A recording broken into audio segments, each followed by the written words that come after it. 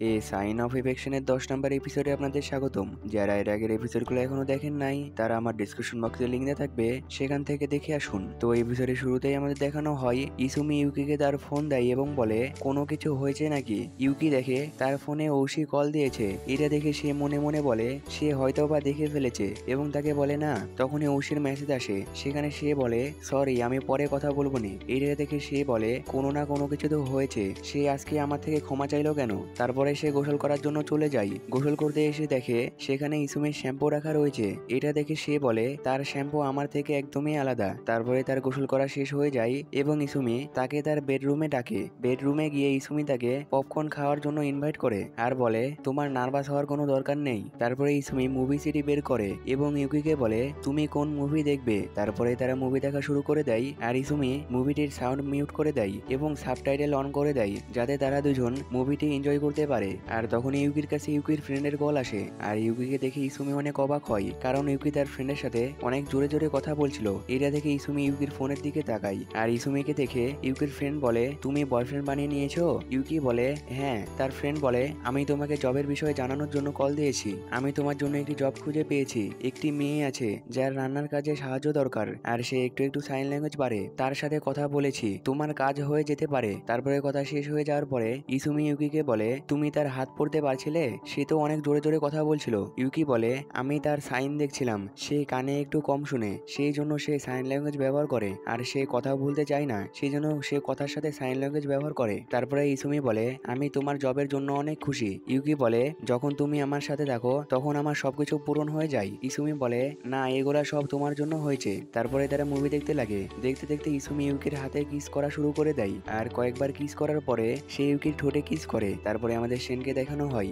Sen QR সাথে দেখা করতে আসে এবং তাকে বলে আমি ইনুমিকে বলতে পারিনি যে ইসুমি একজনকে ভালোবাসে। কিউয়া বলে তুমি যাকে ভালোবাসো সে তোমার বেস্ট ফ্রেন্ডকে ভালোবাসে, এটা দেখে তোমার ইসুমির উপর রাগ হয় না। সেন বলে ইসুমি অনেক ভালো ছেলে। কিউয়া বলে তার মানে তোমার দুইজনেরই চিন্তা আছে, কিন্তু তোমার ফিলিংস এর কি হবে, তুমি তোমার ফিলিংস কে ইগনোর করতে পারো না। তারপরে আমাদের ইউকি এবং ইসুমিকে দেখানো হয় ইসুমি এবং ইউকি একই রুমে শুয়ে থাকে কিন্তু আলাদা বেডে। সেই জন্য ইউকি ইসুমিকে মেসেজ করে এবং বলে আজকে তোমার সাথে থেকে অনেক মজা করেছি, কিন্তু আমরা কি একসাথে থাকতে পারি না। এটা দেখে ইসুমি ইউকির কাছাকাছি চলে আসে এবং বলে আমরা ওইটা পরে করব, তুমি আমার জন্য অনেক দরকারি, এখন আমরা একে অপরকে জড়িয়ে ধরে সন্তুষ্ট হব। তারপরে তারা শুয়ে পড়ে আর ইউকি মনে মনে বলে আজকের দিনটি আমার সারা জীবন মনে থাকবে, আমি এটা সবসময় মনে রাখবো। তারপরে আমাদের দেখানো হয় ইসুমি কলেজে আসে আর তখনই তার সামনে ঐশী আসে এবং বলে আমি জানি তুমি হালকা সাইন ল্যাঙ্গুয়েজ ব্যবহার করতে পারো আর তুমি ইউকিকে ডেট করছো, এটাও আমি জানি। ইসুমি বলে আমার মনে হচ্ছে তোমার কোথাও ভুল হচ্ছে। ঐশী বলে তুমি হ্যান্ডসাম বলে তাকে ডেট করতে পারো না।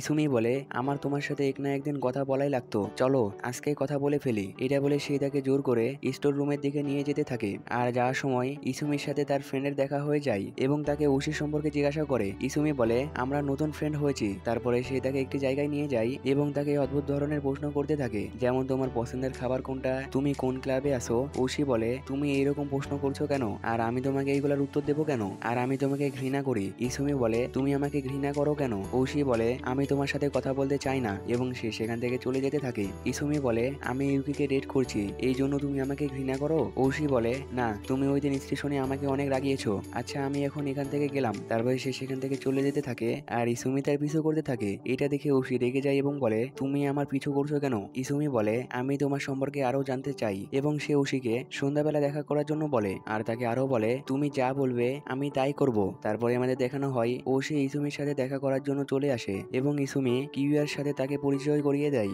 আর একটি বিয়ার অর্ডার দেয় এবং সে ঐশীকে বলে তুমি কোন বিয়ার খাবে। ঐশী মানা করে দেয় কারণ সে ইসুমির সাথে ড্রিঙ্ক করতে চায় না আর ইসুমি তার ড্রিঙ্কের বোতল টেবিলের সাথে মেরে সেটার খাপ খোলে। এটা দেখে ঐশী বলে তুমি কি শো আপ করছো। ইসুমি বলে না, জার্মানিতে ড্রিঙ্কের বোতল খোলার জন্য ওপেনার থাকে না, সেজন্য এইভাবে ড্রিঙ্কের বোতল খোলা লাগে, আর আমি জার্মানিতে প্রথম ড্রিঙ্ক করেছি সেজন্য আমি এইভাবে বোতল খুলি। তারপরে ঐশু একটি ড্রিঙ্কের বোতল নিয়ে নেয় এবং ইসুমিকে জিজ্ঞাসা করে তুমি কয় ধরনের ভাষা জানো। ইসুমি বলে আমি 3 ধরনের ভাষা জানি। ঐশী বলে তুমি সাইন ল্যাঙ্গুয়েজ কিসের জন্য শিখছো। ইসুমি বলে তুমি যেই জন্য শিখছো আমিও সেই জন্যই শিখছি। এটা শুনে ঐশীর ছোটবেলার কথা মনে পড়ে যায় যেখানে ইউকিও থাকে আর তখনই তার ঘুম ভেঙে যায় এবং ইসুমি তার কাছে আসে এবং বলে তুমি 3 নাম্বার ড্রিঙ্ক করতে গিয়েই ঘুমিয়ে পড়েছো। এটা শুনে ঐশী সেটা টাকা দিয়ে সেখান থেকে চলে যেতে থাকে। ইসুমি তাকে থামতে বলে আর ঐশী বলে তুমি সাইন ল্যাঙ্গুয়েজ শিখেছো যেন তুমি ইউকিকে তাড়াতাড়ি ফাঁসাতে পারো, কিন্তু আমার এরকম কোনো মতলব নেই। তারপরে আমাদের পাস্টের সিন দেখানো হয়। সেখানে ওশি তার বড় বোনের সাথে ইউকির কাছে আসে ইউকিকে দেখার জন্য। ওশি বলে আমি একে কখনো দেখিনি। তার বোন বলে ইউকি কথা বলতে পারে না এবং শুনতেও পারে না, সেই জন্য সে আলাদা স্কুলে পড়ে, তাই তুমি তাকে কখনো দেখোনি। আর সেই দিনে